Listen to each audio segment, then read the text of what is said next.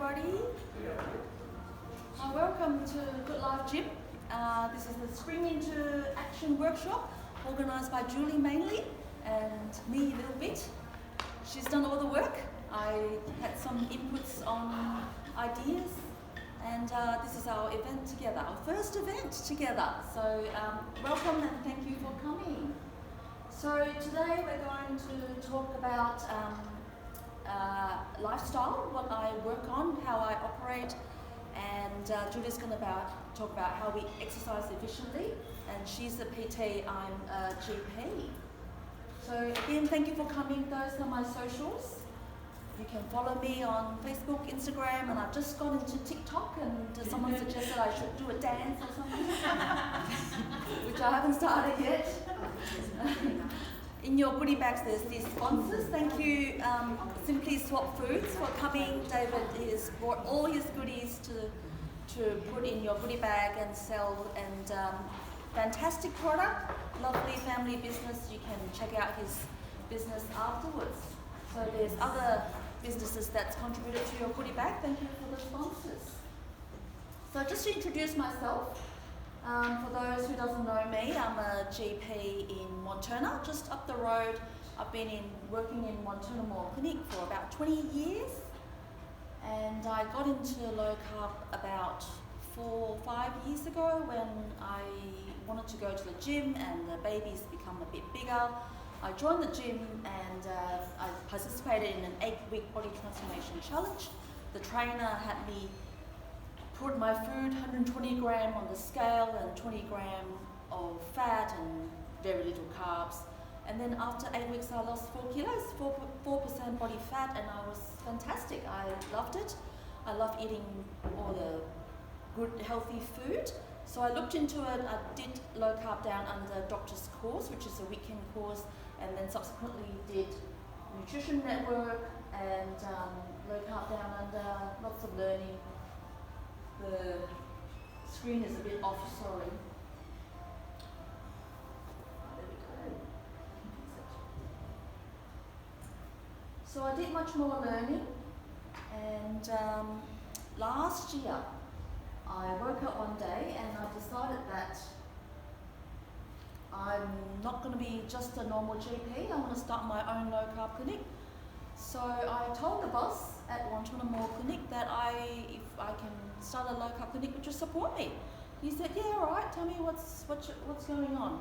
And I dedicated one day and now 1.5 days to the Melbourne Low Carb Clinic, booking just the low carb patients. Part of these patients are converted already and they wanted a low carb doctor to have a look at their blood tests and support them, and like-minded doctor. And the other part of patients are not quite low carb yet, and they want me to help them get into low carb, lose weight, gain health, reverse diabetes, improve migraine, reduce chronic diseases. The list goes on and on, that low carb can help so many conditions. So these are the learnings that I've done, and recently I've done this online course with the Oxygen Advantage, learning about breathing, about how we can breathe efficiently, and we can all improve on how we can breathe better, improve our health, and improve our sleep, improve our concentration. And I'm thinking that I can do some breath workshops in the future, so keep an eye on that.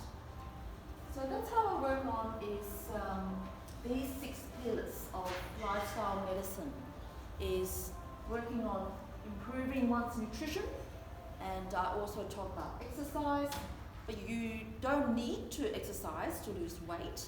Exercise is important and it'll really help. Fixing your nutrition is the best.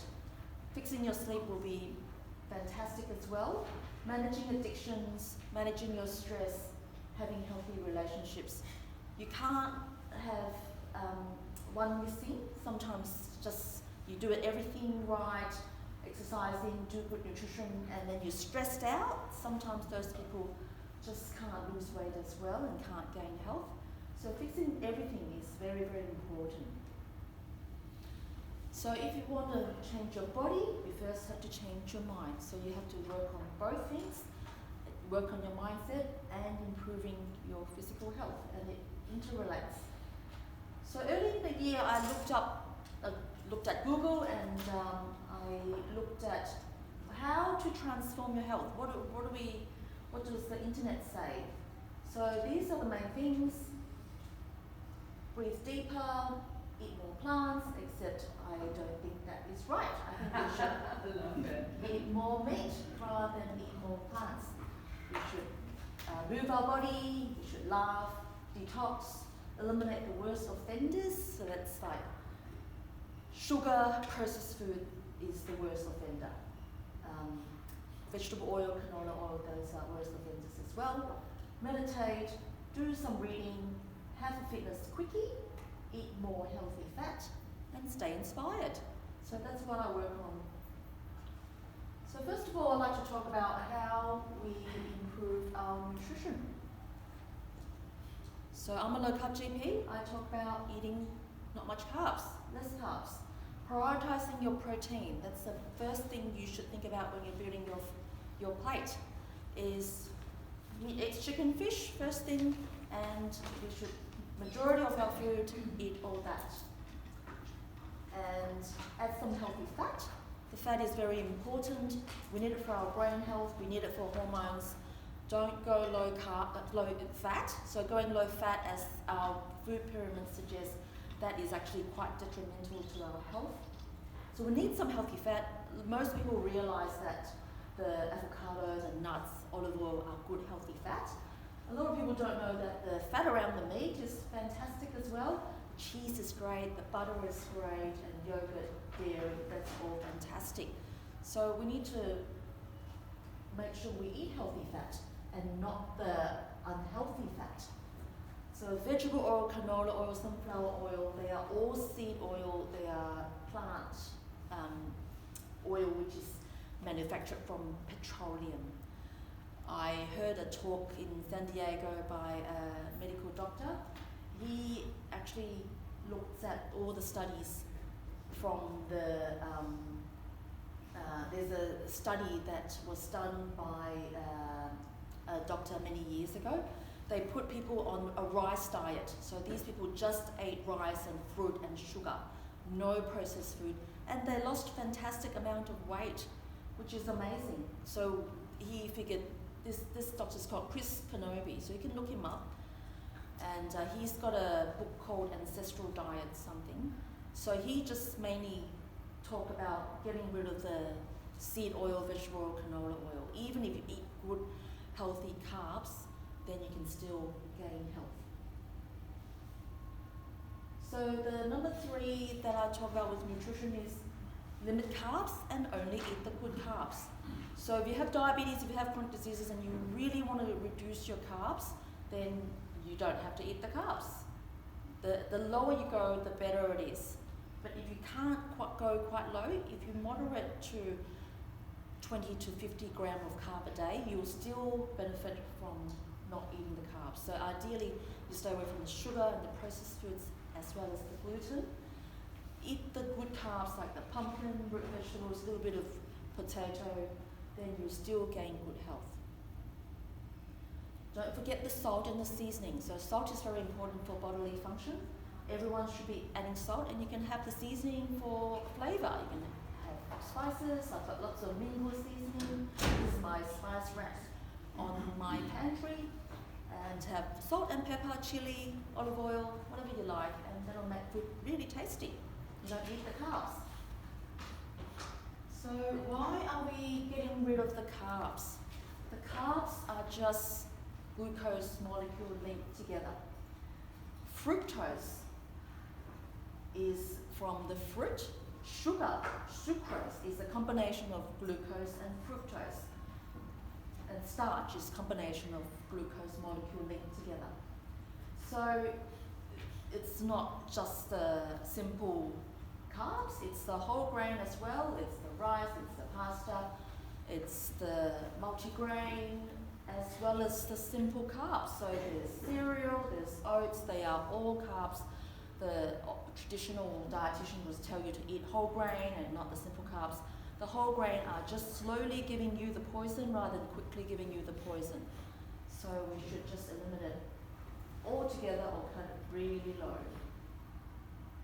your body can only store 4 grams of glucose at one time. The rest of the glucose will just be shipped and make it become fat. So 4 grams is 1 teaspoon of glucose. The more glucose you eat, the more your body will make it become fat. This is done by the hormone called insulin. Insulin is the hormone that your body makes, which is important. It is important to regulate the glucose in the bloodstream. So it breaks down the carbs, fat and protein and make it to store it for fat. It's important for growth and it is the key hormone that your body makes. But if you're having lots of glucose all the time, just like eating the standard diet with bread, potato, pasta, then your body will make more insulin. Then you can risk yourself getting insulin resistant. So I actually do blood tests to check your insulin. If there's signs of insulin resistance, then we have to reduce the insulin. So how do we reduce the insulin? Is we eat less frequent. So every time we eat, like the top chart, then your body will make insulin. So if you have 3 meals a day and 3 snacks in between meals, your body will make insulin 5 times. If you have 3 meals a day and no snacks in between, then your body will have a chance to burn the fat by reducing the insulin. You have to realize the milk and the sugar in your hot drink will also spike an insulin response. So that includes plant milk, almond milk, soy milk. People think they're really healthy, just the same as normal milk will raise your insulin. If you have 3 or 4 coffees a day, that'll mean you have 3 or 4 snacks in between meals. So there's 4 ways of reducing insulin. This will reduce your chance of chronic conditions, insulin resistance, metabolic syndrome, diabetes. Eat less carbs, eat less frequent, includes drinking less frequent, and medications like metformin will reduce your insulin. Strength training will build muscle and that will help to reduce insulin resistance.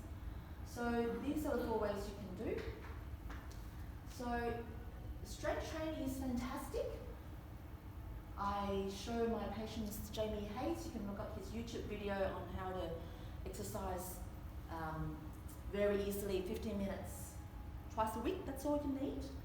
And so you can look up his video on YouTube. Even if you just lift some weights and do some simple squats, that'll help build muscle, because the older you are, your muscle will go wasting. After 40 or 50, your muscles will just go down and down unless you build it with strength training and eating protein.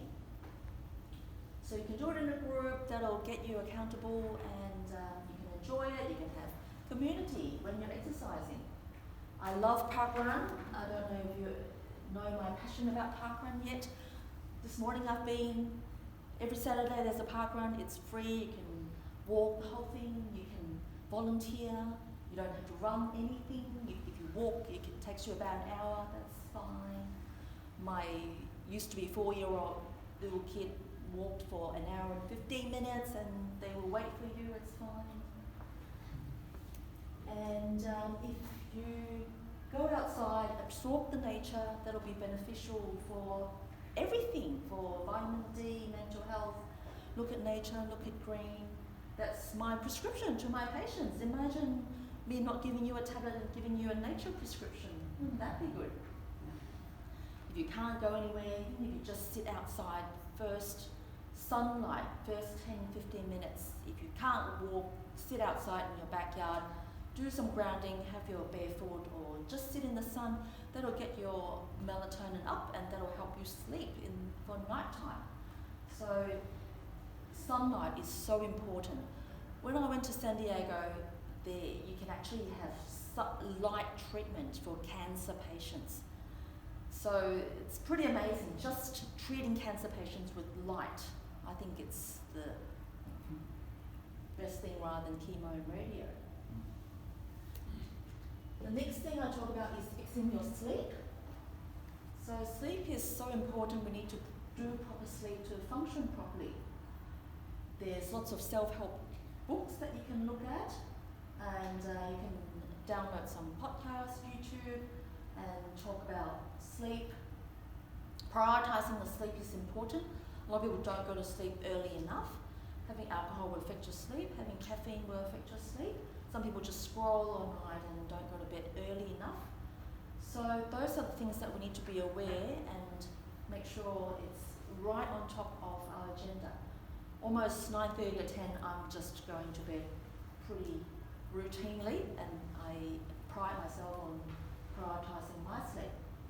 And I've just started mouth taping because I've learned to do this oxygen course.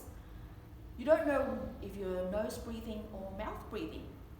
If you practice nose breathing all the time during the day as well as sleeping, you can actually sleep better. It's pretty easy, it's so cheap. You just tape your mouth and then you will make sure you're breathing through your nose. I just get some micropore tape from the clinic, and it's so simple. You can buy this expensive or a little bit more expensive tape, which there's a slit and it's elastic to force your mouth to close, but it doesn't tape over your mouth if you're paranoid that you suffocate. So you can have those options as well, and you can find it on Amazon or online, and that will make you sleep a bit better. Excuse me, what's the science behind that mouth taping? There is a lot of science. The science is if you breathe through your nose all the time, you can increase the nitric oxide production. Nitric oxide is a chemical which helps to regulate a lot of immune system and blood pressure, and you produce more nitric oxide when you breathe through the nose. And then if you mouth breathe too much, then you breathe out too much carbon dioxide. So your body wants to retain some carbon dioxide, and that'll make you breathe more efficiently and slows down your breathing, increase vagal tone, improve concentration, improve your sleep. I use the CPAP machine. I wake up with a dry mouth every day, so is this something I can do, or? Maybe. Managing stress. So that's very important. So we all have stress. You can't control the stress coming in. Someone dies or you have a car accident, quite often you can't control it. But if you work on all these other things, when some stress comes in, you can learn to manage it, you can work a bit easier, you can work on calming your mind, you can do some breathing exercises, you can tell your mind that on the bigger schema of things, it doesn't matter. So it's like I work on everything, and then yesterday I parked at the parking and there's a ticket. So I try not to stress myself, just pay it off, and these things happen. In the bigger scheme of things, $95.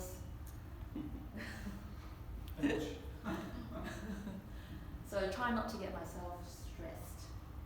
These are the things that breathing properly can help. It can help you lose weight, it can help you reduce stress, it can help your concentration, it can improve asthma, it can improve sleep apnea, reduce anxiety, improve energy, improve exercise endurance. Meditation is fantastic. My routine is first thing in the morning, I set my alarm, 5 minutes meditation, first thing in the morning. My watch also blings at 12 midday and 9 at night to remind me for my meditation. Sometimes it doesn't happen, but at least I've got the first meditation in. Meditation is not about clearing your mind and emptying out your mind. People often say, oh, I can't concentrate, I can't clear my mind. The thing is, it doesn't matter. So the practice of paying your attention back to your breathing is important. And you don't have to have clear thoughts. You don't have to not have this shopping list coming in. Healthy relationships is fantastic, so that's important. Having a connection with your family and your friends, your loved ones. So that's as important as all the other pillars. Having a community, so I've set up Low Carb Melbourne with those lovely ladies. You're most welcome to check out Low Carb Melbourne. I also have my own Facebook group called the Melbourne Low Carb Community Free Community, just to attract more people joining. And you're most welcome to join and exchange ideas. There's a lot of addictions in our modern world. The kids are addicted to the screen. I think I am a little bit too. But sometimes realising addiction is there, and alcohol and smoking is definitely, we know that's bad. Food addiction isn't talked enough, and sometimes when you go into low carb food, you can still be addicted to cheese, dairy, nuts, chocolate as well. So sometimes just realising addictions is there, and sometimes you have to realise that you have an addicted brain. Having an addicted brain is an illness. It's like you have a broken foot. You're coming to see me as a doctor to fix your broken foot. If you have an addicted brain, I try to fix your addicted brain. So it's a medical illness. It's quite often people think it's a taboo. They don't want to talk about it, but it's an illness. So we should talk about it, fix it, and work on other things. If you have an addiction, then abstinence is treatment. So if you have alcohol, smoking, you work on abstinence.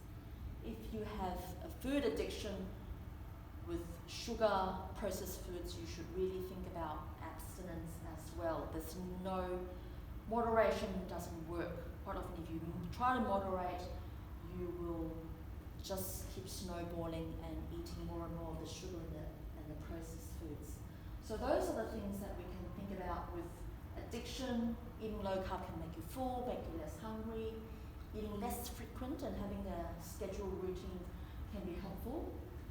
And be careful with fats. You just realise they can be addictive as well.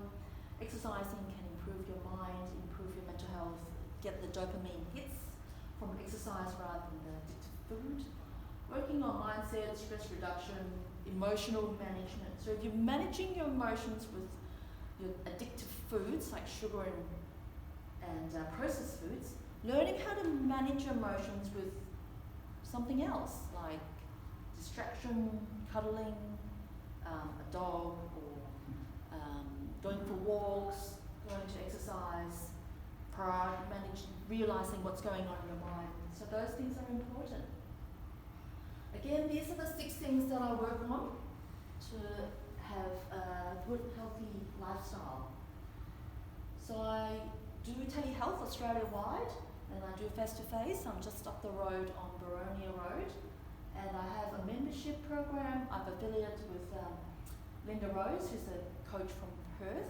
She'll give you a discount if you sign up on this very cheap course for $30. And I have a podcast which you can check out, and that's free. And I have a webinar membership program for $25 a month, and we'll Zoom every 2 weeks. And I have a 8-week complete guide, which is a course that will cover most things like that. So that's my talk on the low carb, how to start low carb, and all the 6 pillars of lifestyle medicine.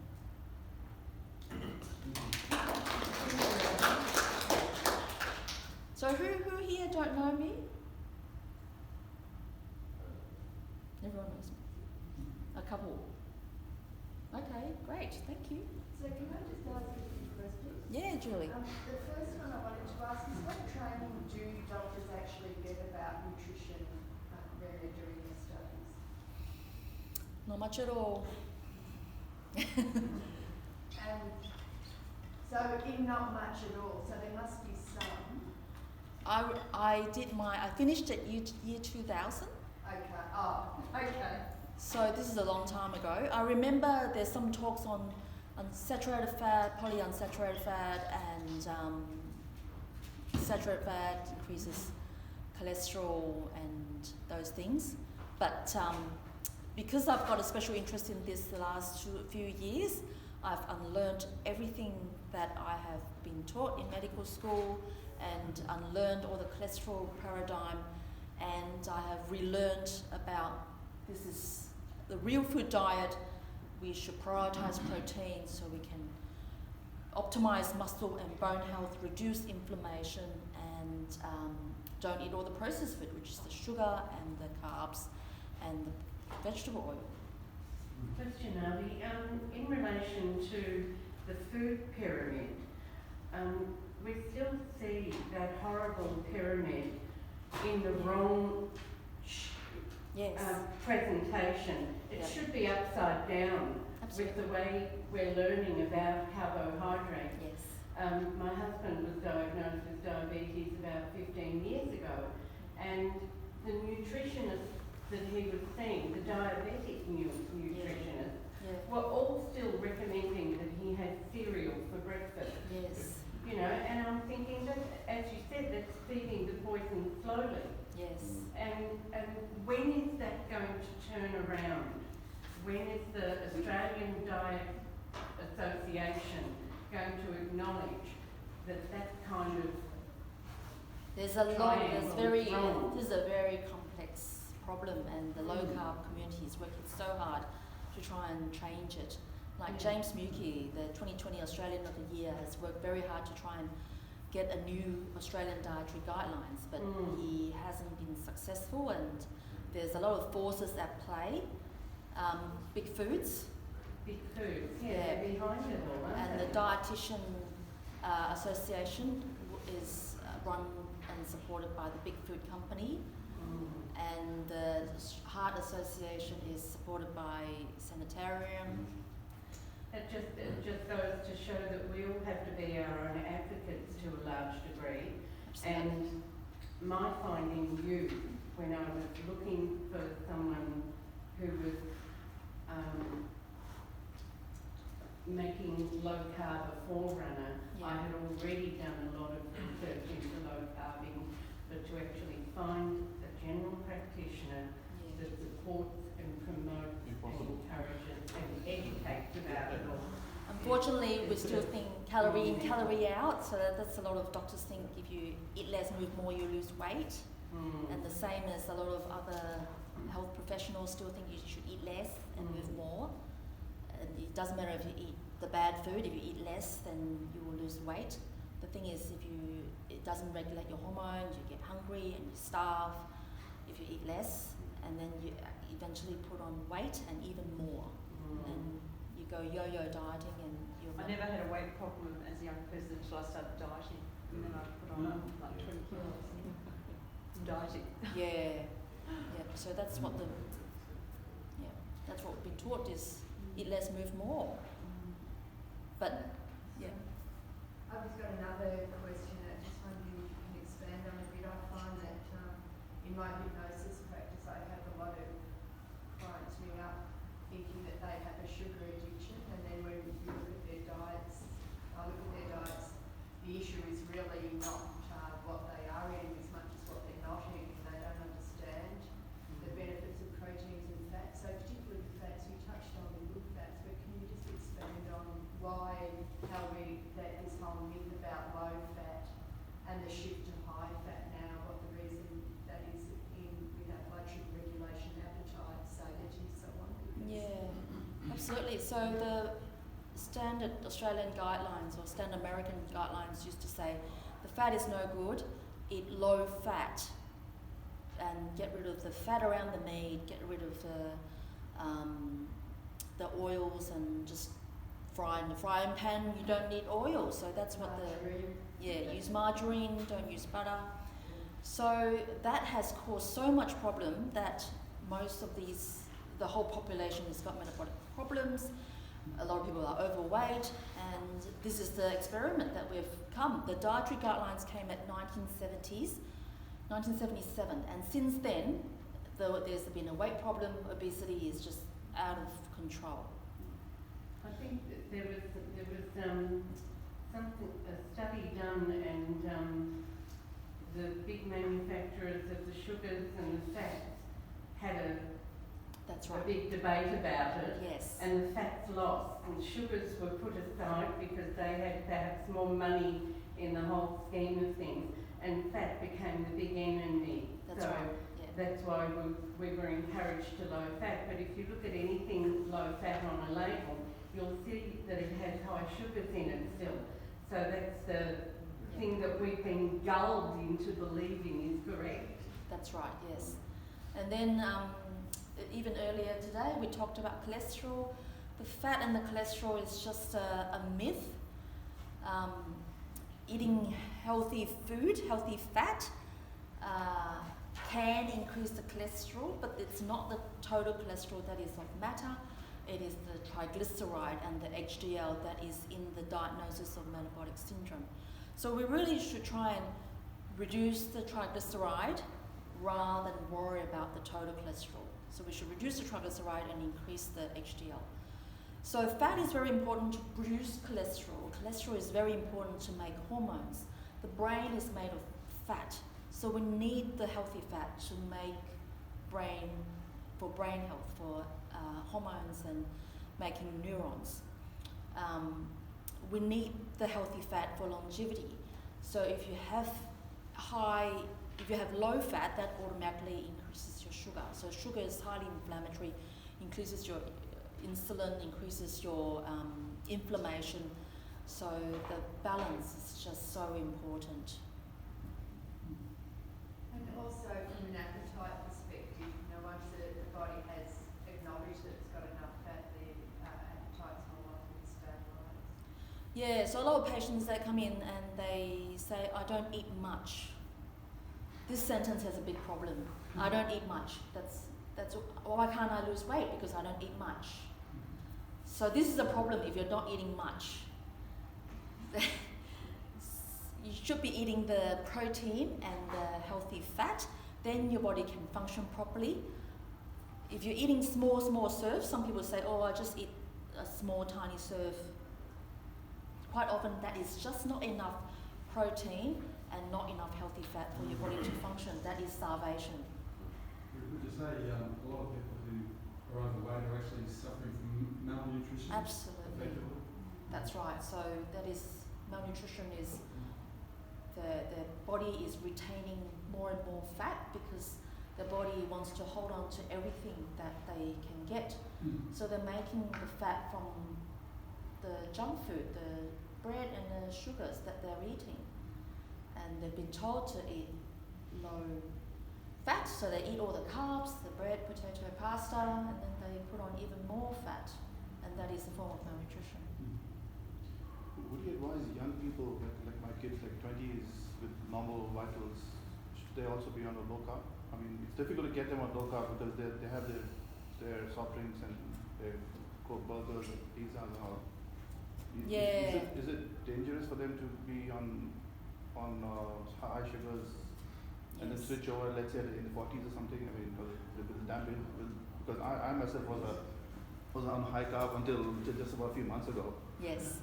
I mean, So the kids and the teenagers, they shouldn't eat sugar and processed foods anyway because that's highly inflammatory, reduces the immunity, and it doesn't make them function well. So the sugar and the processed food should be gone. They should prioritize protein because they need that for growth. They need to make muscle and bones. So protein and healthy fat are essential for the teenagers and the kids. If they're metabolically healthy and the insulin is working fine, they can have some carbs, especially the good carbs. So the root vegetables, potatoes, carrots, corn, they are good carbs and they can break it down. The insulin come and put it away and burn it off and go and exercise. But the sugar and the processed foods and vegetable oil, nobody should be having it. And I see the kids, the pimples, they're not fat. They have pimples, they have colds and so their immunity is reduced when they have lots of soft drinks. When they come in for colds and flus, I routinely tell them, are you having soft drinks or sugars? And the mum will go, yes, I told you so, but the mum doesn't. If I could say something regarding what you said, so I was a kid, I ate a lot of sugar, processed foods. My mum would pack like processed food for lunch, a lot of soft drinks, and I developed kidney disease Wow. as a teenager. Wow. So yeah, anyone can get unlucky. Like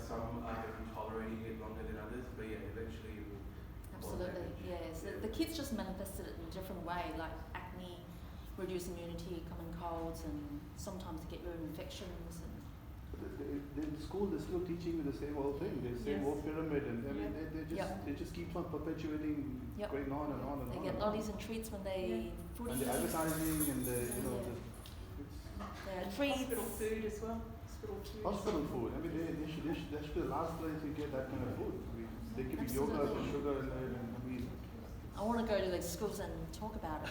yeah. And another big example is I was on a road trip yesterday and I dropped in at one of the big service stations where it had an Oliver's, the healthy food option, Okay. and McDonald's. And the number of people that were at the McDonald's as opposed to the healthier option, it just defies logic and understanding. Yeah.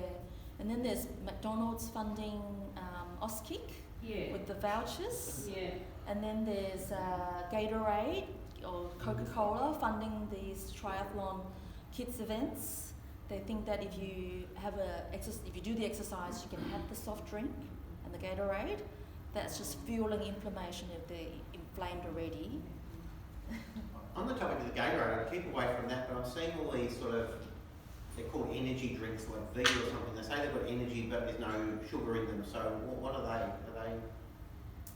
Does energy mean caffeine or Caffeine. is it? They keep off that. Just stick to water. That's Yeah. it. Because water is the best. Yeah, yeah.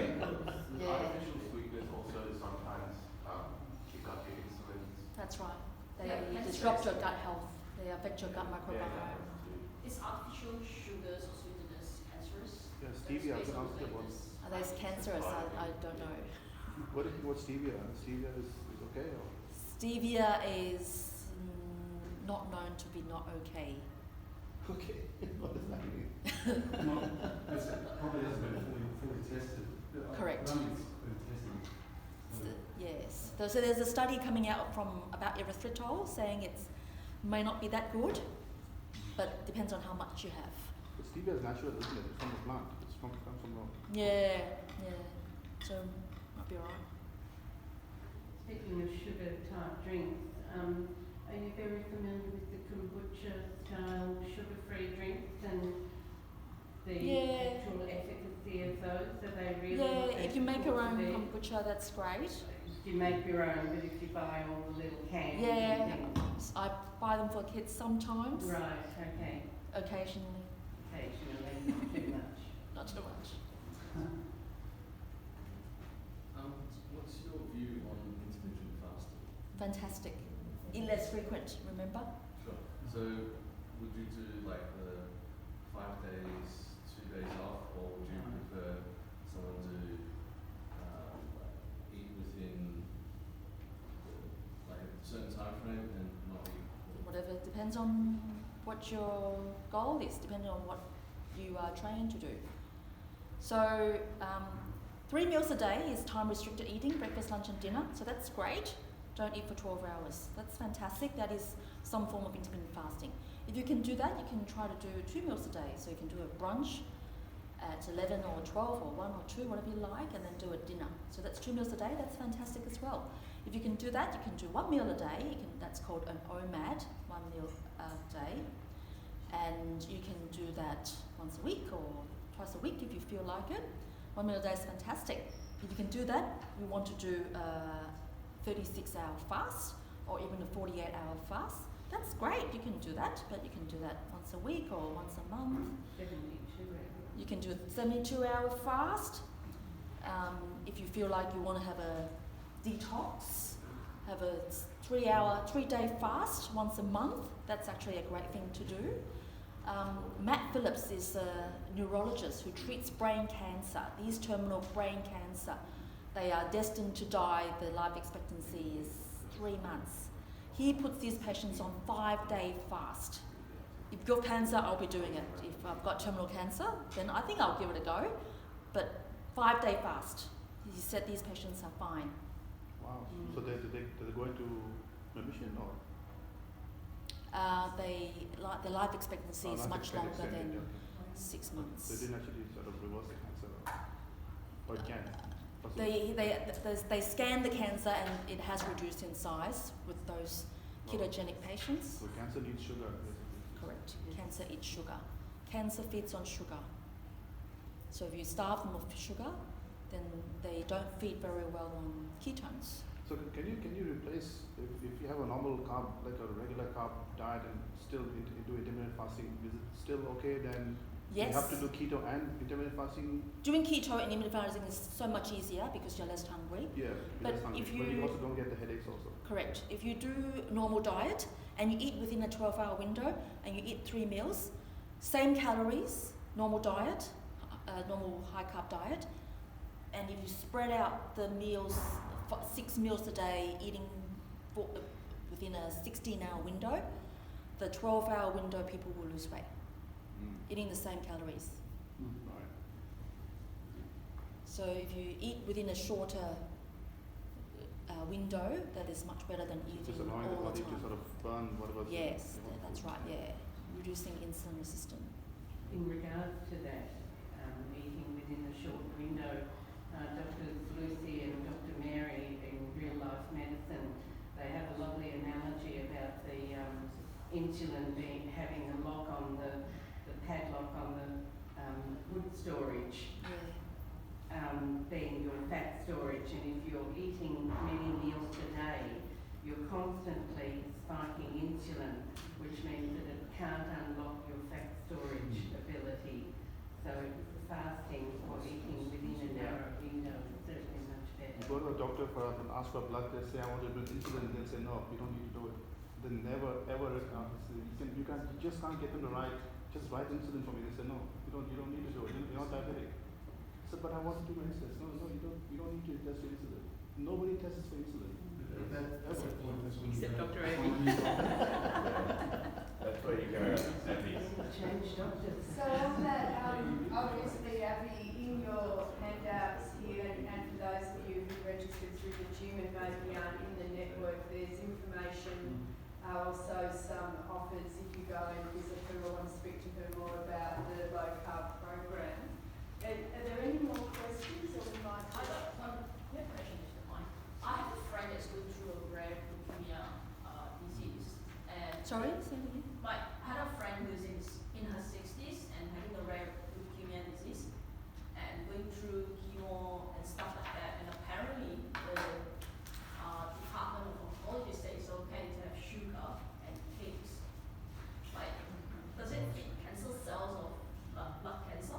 Most of the oncologists aren't educated on all of this. So they're giving a Sure. Yeah. obvious advice It's wrong. for cancer patients. Malpractice. Yes, they should be sued. Yeah, they don't know. The study on cancers is very, very limited. So there's not enough studies to say it yet. But I spent the whole day in San Diego. This 4-day conference, whole day is on cancer. So you're saying there's no study on the relationship of sugar and cancer? There's nothing? There is some, but not much. Which is this Matt Phillips is trying to study it, and he doesn't have any help. He does it all himself. He prescribes the diet. There's no dietitian to help him, and he collects all the data. Everything he's done by himself. So it's a food lobby which is not funding this No, kind of study. I'm not sure who funds him, but So what we it's need hard. to keep in mind is the benefit of Dr. Child's